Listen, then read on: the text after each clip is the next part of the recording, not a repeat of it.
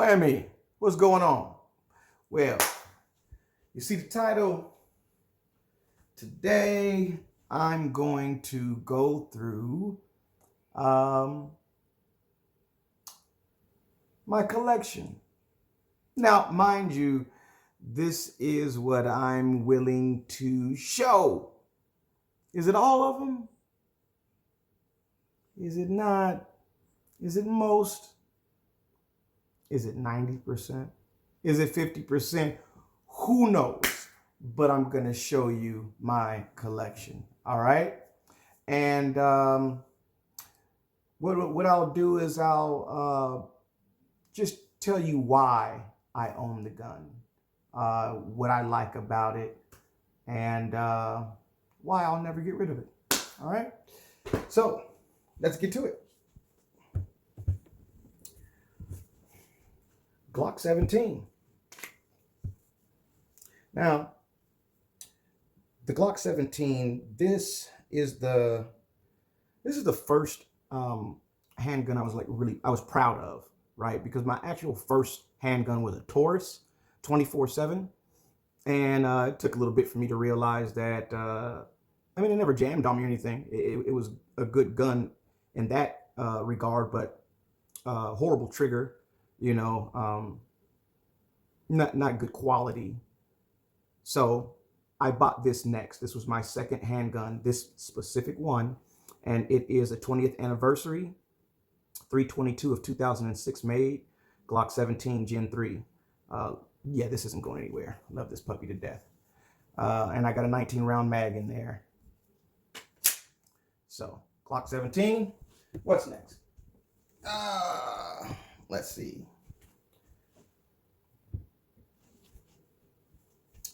My 20 gauge double barrel.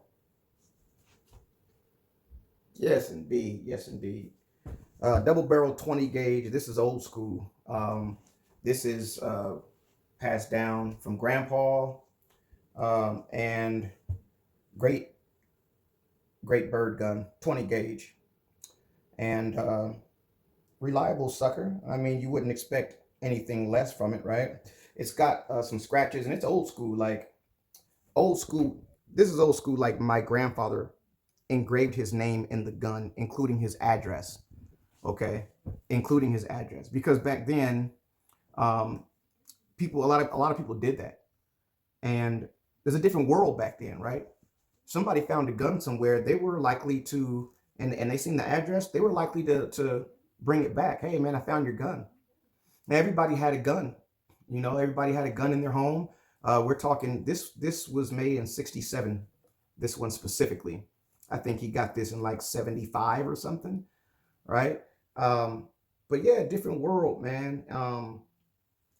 Not like today where everybody's freaking spooked of a gun and they're all scary killing devices. No, no, no. That was back in the day when kids, high school kids, were still going to school with a 12 gauge in the rack because they were going hunting after school. So anyway, my 20 gauge, can't wait to do some duck hunting with this puppy right here. Double barrel, 2 triggers, all that good stuff. Next, how about I go here? Here's what's next.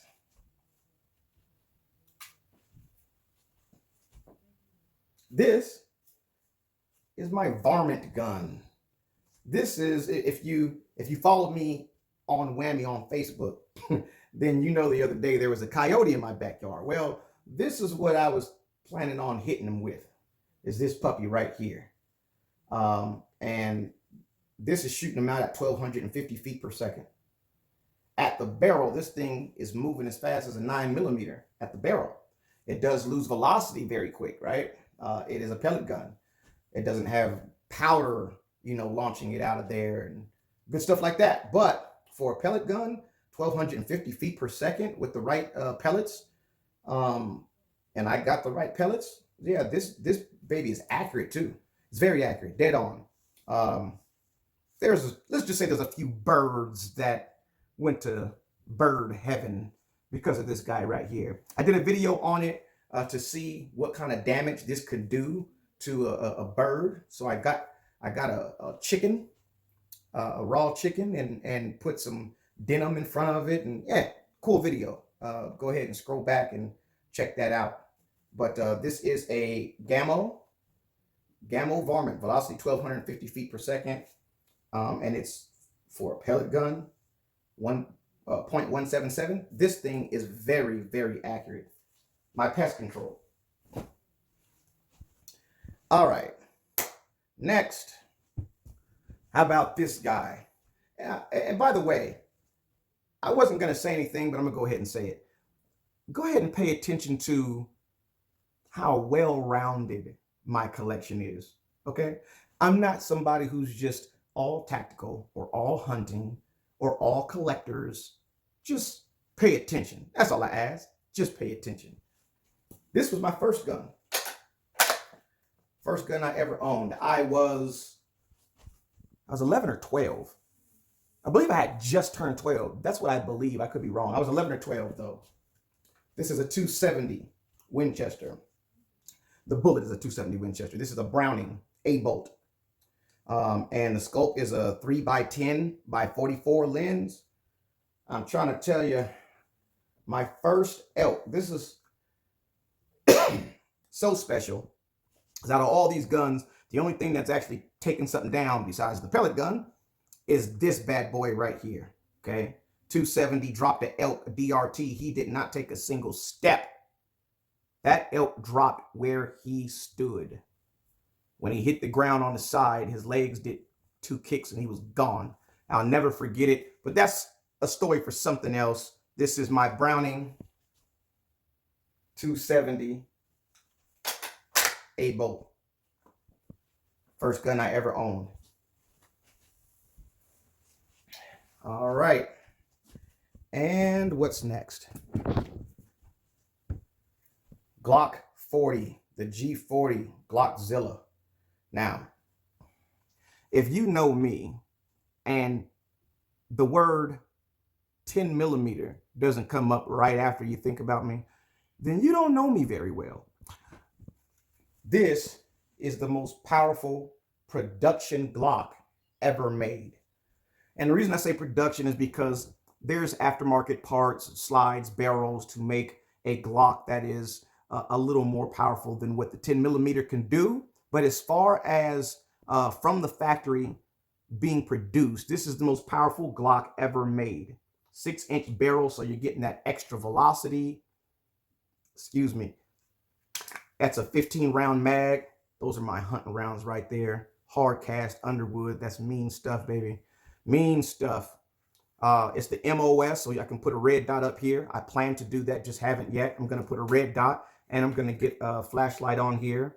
And this will probably be the only gun I do that with, as far as a red dot and a flashlight. Not saying it can't happen, but been through quite a lot in my life, and a flashlight I've never needed. And I've been in the dark.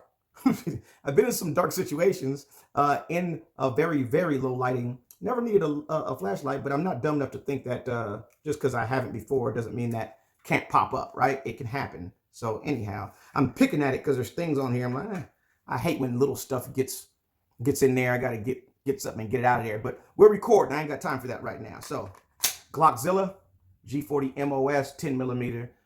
Man, you know this is my baby. You know it is. What's next? How many guns have we went through so far? Let me think. We went through, okay, so we went through the Glock 17. We went to the double barrel 20 gauge. We went to my .177 pellet gun. We went to my Browning 270 bolt action, Browning A bolt, and we went to the G40 10 millimeter. So we are at 5. All right, let's keep it going. Let me see. Hold on real quick. Let me figure something out. Okay. All right. So this is my last P80 build here. Okay. Now it still has some work to do. So I'm not going to get much into this because there's work that needs to be done that hasn't been done yet. This is a 40 caliber. I know, yuck. I know. I can hear it. Yes, be quiet. It's a 40, and I had that leftover barrel, but it needs some work, and just haven't got to it yet, but it's coming. All right. So P80 ghost gun right here. Okay. All right. Boom. What is this? Well, no, this is not an AR-15. This is a JRC 10 millimeter. Okay. JRC is the name of the company, stands for Just Right Carbines. And the model is called a G10 millimeter. G10mm. I was having some problems with this when I first got it, and I was a little frustrated about that. When I first bought it, I took it to the range and was having lots of problems. Long story short, I sent it into JRC. I'm the third owner of this thing, and I think the last person didn't own it very long. They realized it wasn't working very well and just, got rid of it. I'm a 10 millimeter freak, like I said. So I'm like, I have to have a 10 millimeter carbine. Like, I have to have one. In fact, I sold my 300 Blackout to get this gun. Like, that's how bad I wanted it. And that was a really nice 300 Blackout, really nice. It's a lot of times I regret selling it, but at the same time, this is my baby. Like, this is everything that it's almost like something I've always wanted, everything I've ever wanted, kind of a thing. 10 millimeter carbine. I don't need to speak much more on this, man. This is sick. This is sick. Come on. You know what time it is. All right. What's next? How about this? This right here. Look how well-rounded my collection is. Can I get some props, please? You ain't gave me no props yet. You just been sitting here looking at the collection. You ain't said, dang, that man's got some interesting taste or some good taste or something. Give me some love. Show me some love. Check it out. This is a Smith & Wesson model 1891. Okay. Did you hear what I just said? All right. Let me run this back to you and maybe you'll start giving me my props, okay? This is a Smith & Wesson model 1891. This particular gun was made in 1906. There was 3 generations of this. Now, what this is, you see, it breaks from the top, right? Familiar? Kind of looks familiar, right? But it's not a revolver. See that? It's not a revolver. Single shot, 22. It'll take 22 long. It'll take 22 short. All those good things. Close it back up, and it's a single shot. It is single action only, so I can't just pull the trigger right now. I have to pull the hammer back and then pull the trigger for this to fire. And yes, the hammer is actually, the firing pin is actually on the hammer. Okay, old school stuff. Some people still do that, of course, but and this is rare in multiple ways. First of all, the gun, the Smith & Wesson model 1891, is just rare, period. But there's 3 models of it. There was the first generation, basically, right? And it actually came in 22 and 32 or 38 Smith & Wesson. I want to say it came in 38 Smith & Wesson and 22, maybe 32, but I think it was just 38 and 22. And that's before they made this real smooth right here. It was still slightly both, because they had basically just took a revolver and then just started working with that, shaving it down to make it like a single shot. Well, what's going on is back then they had competition shooting back then too, but the competition shooting back then was different. It was single shot Olympic shooting, like one-handed single shot Olympic shooting, right? So it was pull the hammer back, one-handed, aim, boom, pull the trigger. That was how they competed back then, right? Well, they were asking for a specific kind of gun. If memory serves correct, the guns that were best for that time and that type of shooting were mostly made in Europe. But Smith & Wesson came along, made this. People were going, hey, you got something there, you got something there. Keep it going. So then this is the second generation. This is when they said, okay, we got it. Like, this is what they want. Let's completely make it. Let's go all the way in. And that's what you have here. The other reason it's rare is because it's the 6-inch barrel, not the 10-inch barrel. So what you usually see with these is the 10-inch barrel, because again, remember, these are competition guns. And so 10-inch barrel for the extra velocity, but the extra stabilization. And these were of the most accurate firearms in the world at the time. They just did not get more accurate than these guys right here. Olympic shooting, single shot competition. That's what these were made for. I had the short 6-inch barrel, also with the shorter grip. And this thing is in like tip top, almost perfect condition. It's freaking crazy, man. I love history. This is crazy rare. And that's the kind of person I am. I love having stuff nobody else has. And guess what? You don't know anybody that has this. I guarantee it. Love this thing. And it's so fun to shoot. This is the first gun my daughter shot. So fun to shoot. Single shot 22, super safe. Love it. Took a while on this one, but that's a lot of history. All right. Okay, what's next? Well, how about the Henry Big Boy 357 Magnum? Come on, man. You know what? I could actually put this down right now because you guys know what this is all about. This is a bad boy right here. Yes, indeed. This is a bad boy. I went to go get this when everybody else was watching John Wick, and they said, "Oh man, I need that Benelli. I need that AR. I need an AR 9mm." Everybody was going to go get tacticaled out, but not me. You see, I do this for real, not for thrills. And I've been doing this for a very long time. I love guns, period. I love all kinds of guns, not just the tactical stuff, not just the stuff that's in and cool at the moment. I love guns, and I love the engineering of them. This is just beautiful. Now, I originally said I don't want that because I want a gate. I want a loading gate right here. If it doesn't have a loading gate, I don't want that lever action. And my mentor, Peter Dunn, talked me into getting it anyway. And the things he was saying made a lot of sense, all right? Plus, I look up to him a lot. But he's right, and I'm glad I made this decision. Now, later on, Henry went ahead and made the same gun with the freaking loading gate. Like, really, dude. I would love to have that, to be honest, if I'm keeping it all the way real. I got Skinner sights on here, and that changes the game. Changes the game completely. The accuracy is like increases by 50%. That sounds crazy, but it's the truth. It's very heavy, so there's like no freaking recoil. The hottest 357 Magnum rounds you can shoot, and it's like no freaking recoil, man. This thing is smooth. It's cycle smooth. I never have any hang-ups when I'm, no. I got video shooting this puppy. Octagon barrel. You got the gold writing right there on the side of the barrel. This thing is bananas, man. This thing is just beautiful.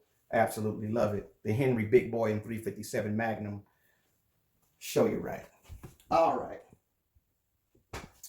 What's next? Well, how about Scarface? It's funny because I almost can't even call him that anymore. Now, for those of you who know me, you know that I had a gun and I named it Scarface. And that's because while I was polishing the slide, I went a grit too high and I scratched the side of the slide really bad, and it had these scratches on the side, and I was like super frustrated and sad and irritated. And I went to sleep and I woke up and I started calling it Scarface because it had a scar on the side right there.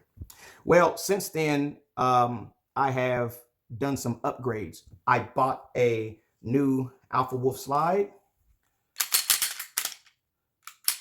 with the front serrations, front and rear. I wanted the two to be a little different, right? So you see the front serrations kind of come at an angle while the ones in the back just go up and down. I just like being different. I can't help it. And still working on it. As you can see, there's no front sight there because I'm still working on the gun. It's amazing how light it is. Super light. And the trigger on this thing, I modified this trigger to insanity. It's crazy. I got it down to a 2.2 pound trigger. And then I reversed that a little bit to a 2.6 pound trigger for quite a while. And right now it's at 3.2. I'm going to go back down to 2.6 and just leave it there. Anyway, I did a stippling on here, and although it doesn't look as cool as a lot of the other guys, it is the best feeling grip of any of the guns I have here, bar none. No question. No question. The feel is just, it's everything I want. Absolutely. Extended controls because I actually need them, not because they look cool. I actually need these extended controls. So my thumb's got to be over there and hit that, hit that. I actually get stuff because it's necessary, not just because it looks cool. Not saying I don't buy stuff that looks cool because it looks cool, because I do. But this right here is just all functional. And this is what I carry. Well, before I did all this to it, this is what I mainly carried. I'll go back to that once I'm done with it. And this will probably be my #1 carry again. But that's a, oh, I didn't even tell you, that's a 9mm. It was originally a 40, but I made it into a, converted into a 9mm. It's a Glock, it's basically a Glock 17. It's basically what it is. But it's just highly modified. There's nothing in that gun that's not modified, like nothing. All right, what's next? How about 12 gauge Mossberg? Haha. So you thought I only had one shotgun. That's what you thought. I know what you thought. I heard your thoughts. You thought the only one I had was that 20 gauge double barrel, which is a cool gun. But I had this first. Remember, the other one is a pass down from Grandpa. This, I love this to death. I love this shotgun far before I ever bought it. I used to see it all the time, you know, in gun stores. And I used to be like, man, if I were to get another shotgun, that's the one I'm getting. Because I had a few prior, but I eventually got rid of them all. That carbon fiber, just see where I was talking about looks, that carbon fiber looks so good, man. There and on the pump, it just looks pretty. We got our nice sight up there on the front, breacher right there. Man, I can hold 5 extra rounds. I got all slugs in there right there. And we got double aught buck loaded up inside of here. The trigger is amazing on this shotgun. I test all the triggers on all my guns. And if I remember correctly, I believe this trigger is like a 2.5 pound trigger on a shotgun. Like, it's really nice. One thing I like about Mossberg's is the ambidextrous safety. Okay, it's just right in the middle. So it doesn't matter if you're left or right-handed. It's right there. And I like that. I appreciate that about their design. I think that was very smart of them. So, and then this loop.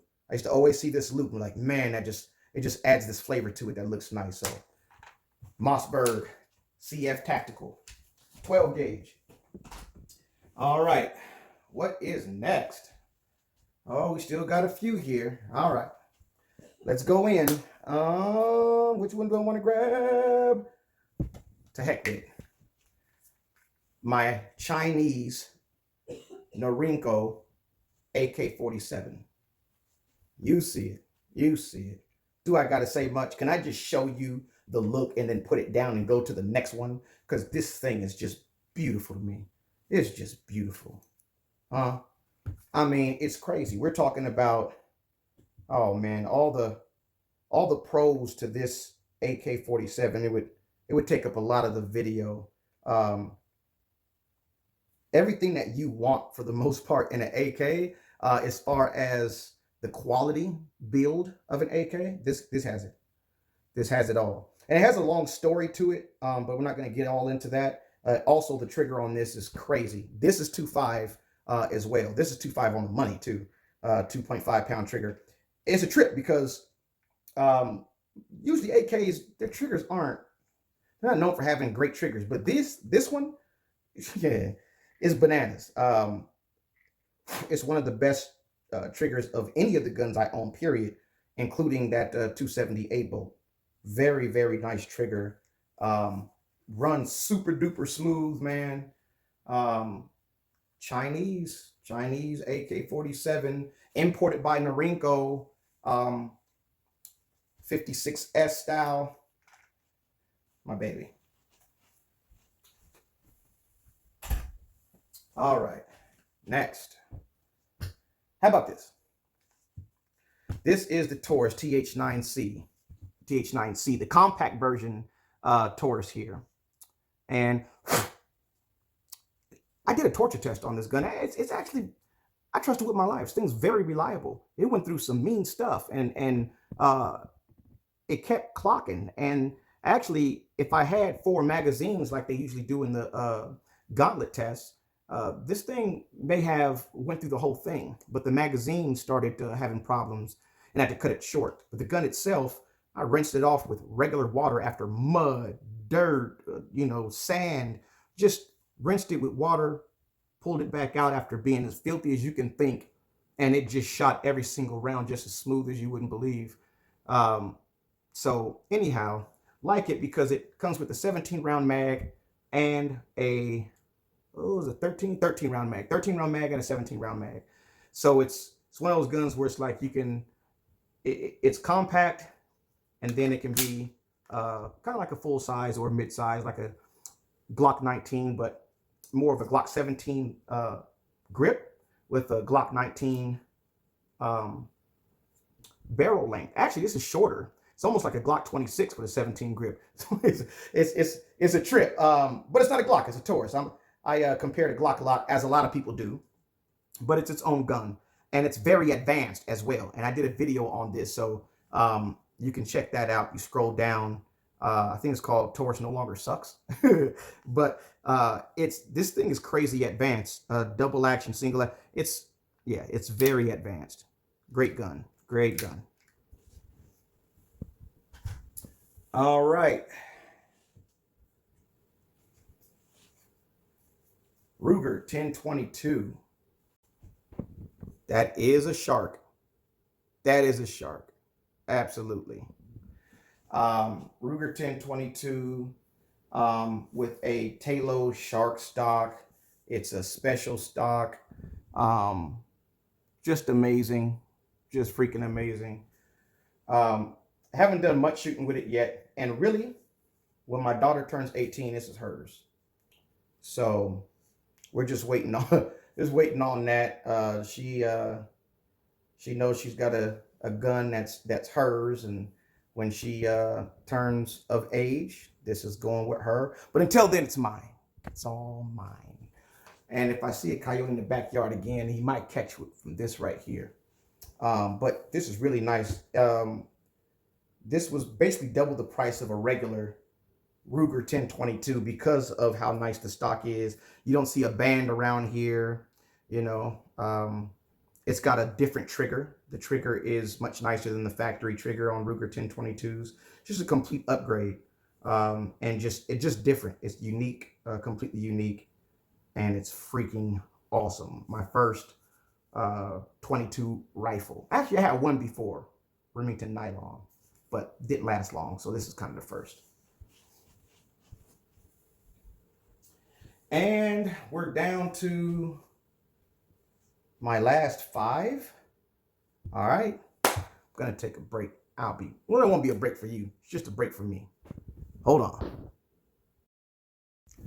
All right. That was a split second for you. That was a beautiful 30 minutes for me. No. All right. So, down to the last 5.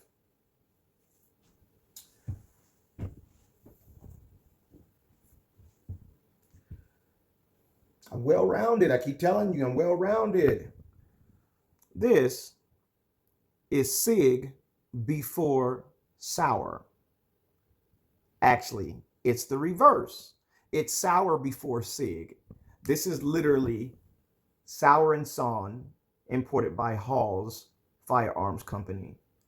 Sauer & Son were making single-action revolvers way back in the day. I believe it was the 60s. Western Marshall is what this one is, Chamberlain 357 Magnum. So yes, indeed, it matches the caliber of the lever action. This is also handed down from Grandpa. Grandpa's name is engraved in here and all that good stuff. Unfortunately, some rust started getting on here, and I had to do the best I could to get the rust off. If you could have seen what it looked like, this is a darn good job, what I was able to do. But anyway, this was Grandpa's main handgun. This is what Grandpa, there's a belt to it too. I mean, the whole cowboy thing, like seriously. He's got the cowboy belt with the bullets going around it. You know, Grandpa was born in the 20s, in the 1920s. And he was a cowboy. I mean, this is where I learned everything from. I learned everything from Grandpa.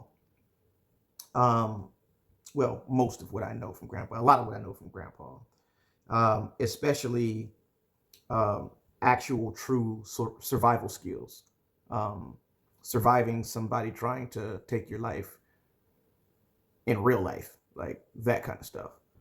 Grandpa was there for me and taught me a lot on how to survive. So anyway, yeah, it's just like pretty much any other single action revolver, but this is made very, very well. I mean, this thing is made like a champ.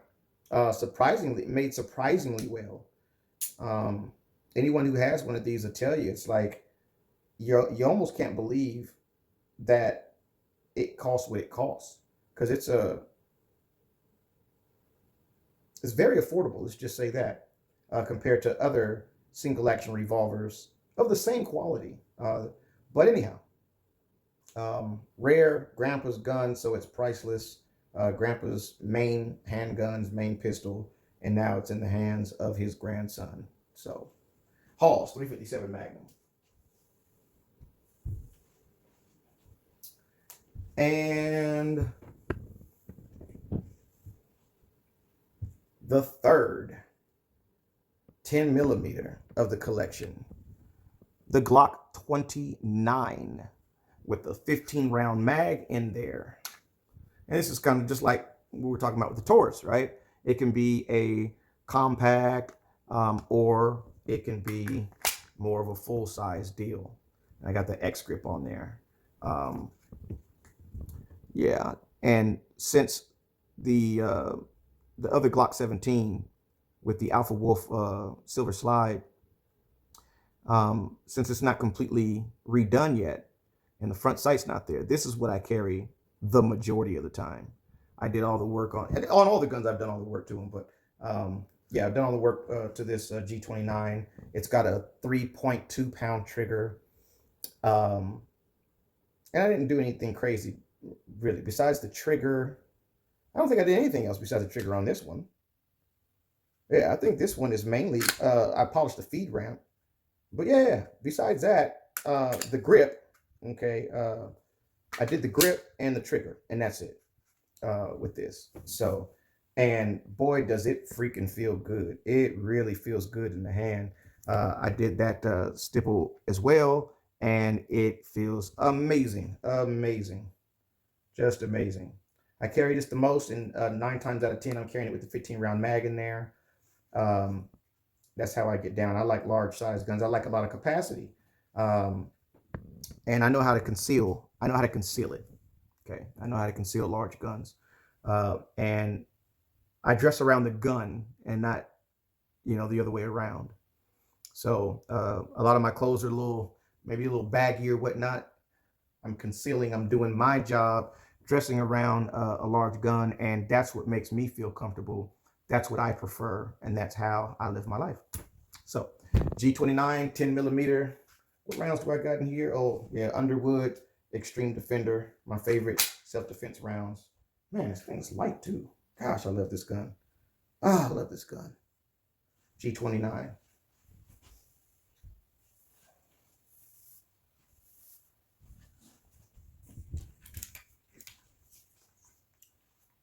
My AR-15. I know you're going, where is this guy? Doesn't have an AR-15. He's got a 10 millimeter carbine. He's got an AK-47. Yes, I have an AR-15. This is the AR-15. Okay. This is her. It was originally a Bushmaster XM15 E2S. And I mean, that's what it is. And I've modified it, as you can see. It almost looks nothing like a Bushmaster XM15. But the barrel it's the original barrel. I think that's about it. I modified everything else. I swapped a lot of things out. Got a better grip angle for me. I love the grip angle. here, and the buttstock, you know, all that good stuff, man. Just everything that I feel makes the gun more comfortable for me. But the big thing for me with this is we have the 1x4 scope, right? I keep this on 4 power, okay? So I have a 4 power scope here, and I have 45-degree irons, okay, that flip down and get out of the way. Okay, so you can see that those are 45-degree pop-up sights. And so if I'm not using the scope, I just turn here and I'm using my iron. It's very quick process, just like that. And I love that to death. And when I want them out the way, I just flip them down, just like that.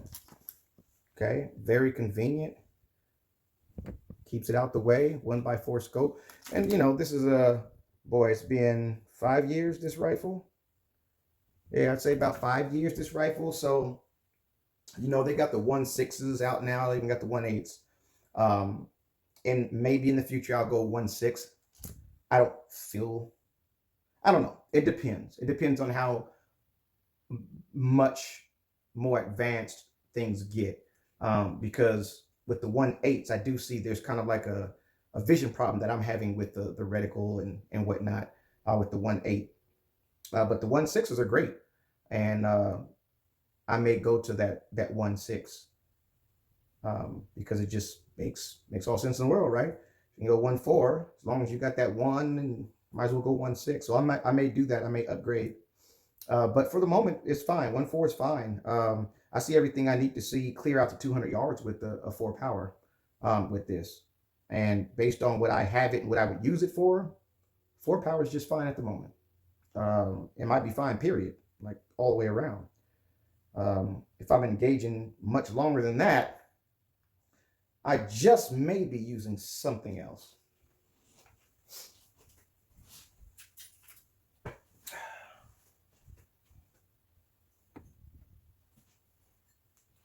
This. Yeah, go ahead and take a look at that bad boy, huh? Go ahead and take a look at that bad boy. This is my Browning Max Long Range in 7mm Magnum with the Vortex HST 6x24 50mm lens. 7mm Magnum. This is, oh man. I can't tell you how long I've been wanting this rifle. It's been quite some time. Now, I've been wanting my a new bolt action rifle for hunting and just long distance shooting for a very long time. Remember, my first gun was that Browning 8-bolt in 270, and I've been hunting with that thing my whole life. But my dad's got a 7mm medallion, beautiful, and he's got a nice Variax 3 Leopold scope on it. But I, you know, Dad had, to me, was the ultimate rifle. Then he went and got a Weatherby and 300 Weatherby Magnum. And so it was just like, man, I got to catch up with Dad, man. Like, I got to get my bolt action rifle. I love the 270. It's the first one I ever had. It's what my dad gave me. I'll never get rid of it. I'll always hunt with it. But I needed to get my granddaddy, you know what I mean? My big dog, the one. And this is the one for me. Before this came out, I wanted the white gold medallion bad. Oh man, so bad I wanted it. But when I seen this, it was a wrap. Like, it was over. It was like, okay, white gold medallion, you're pretty, I love you. But this is what I want. Like, no ifs, ands, or buts. This is what I want. This is the one. Boy, oh boy. And this is an amazing scope, this Vortex HST 6-24 by 50mm lens. Those are some large turrets there, you can see. And they're very audible. Okay, very audible. Just a great scope. Really nice scope rings I bought. I mean, I didn't hold back with this bad boy. I did not hold back. I was planning on getting a Leopold, but believe it or not, I have I'm nearsighted and I have astigmatism. And I couldn't lie to myself. And when I looked through this scope and compared to the Leopold and what was that other one, the Burris 7, I believe. It was the one. It was the one that worked best for me, bar none. It's a second focal plane. First focal planes don't work well with my eyes until you get to 12 power and up. Anything below that, I can barely see the reticle. Sometimes I can't see it at all.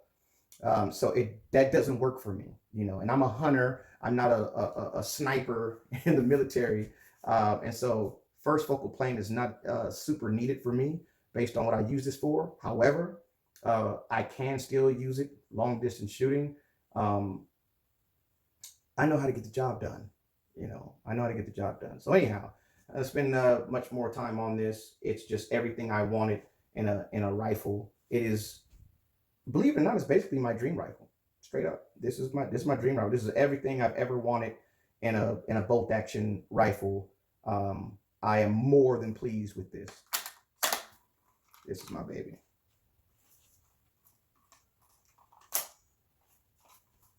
Love it.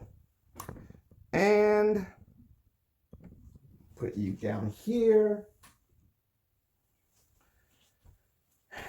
And that's all, folks. Actually, here's one more. There's one more. If you know me, you may know what it is already, because you might have been thinking to yourself, where is the, how come I haven't seen the, maybe he's saving it for, yeah. The reason I'm showing this last is for a couple reasons. One is because of the controversy over these at the moment. The ghost guns. Corny. But not only that, it is a very, very unique P80. It is something I thought up in my head, the color combination, everything. And I seen it way before I built it. And I finally got my hands on it. When these first came out, I said, I want that white frame. Give me that white frame. And I got that white frame, and I did what you see here. Okay. The P80, this is the first frames, the V.15. And I love the grip angle here. Love the grip angle. And I tell you what, when you got that white frame, it is not the easiest thing to keep them clean. Takes a lot. It really does to keep them clean. In fact, I got to clean this one. I'm seeing right here. I know where that dirt came from too. That was my fault. I put it in the safe in a slot where another gun was at. I should have done that. But that is the P80. Okay. I hope this is doing it some justice. It is a gorgeous pistol. It's absolutely beautiful. Color scheme. You know, I really don't know how I thought that up, but because typically I wouldn't think, you know what, let me go white with silver with gold. That doesn't actually sound right, but when I pictured the gun, it looked exactly how I see it here. Like I knew it was going to be perfect. I knew it. And this thing's got gold parts all on the inside. There's so much you can't see, but you can see the guide rod is the same color as the barrel, and on the inside, several of the other parts in there is also that goldish color. Plus, of course, that goldish there and that goldish there, and a couple of the pins are gold, or the TIN color. And yeah, that's that. And you know, if you see, I don't have any cool aftermarket sights on here on any of my Glocks. And the reason why is because I don't need it. Like they don't do anything extra for me. And I think it has it might be because of my astigmatism. I don't know. But I can pick up any sights and shoot good with it. So the factory sights on a Glock don't bother me. The sights on pretty much any gun don't bother me. As soon as I grab a gun, whatever sights are on there, I use it, and I use it well. And it's not a thing for me. You know, it doesn't bother me in any way, shape, or form. I pick it up, use the sights, target, pull the trigger, fundamentals, boom, that's it. And maybe that comes from, you know, shooting since I was a little kid. From that old revolver you seen, that Sauer and Son revolver.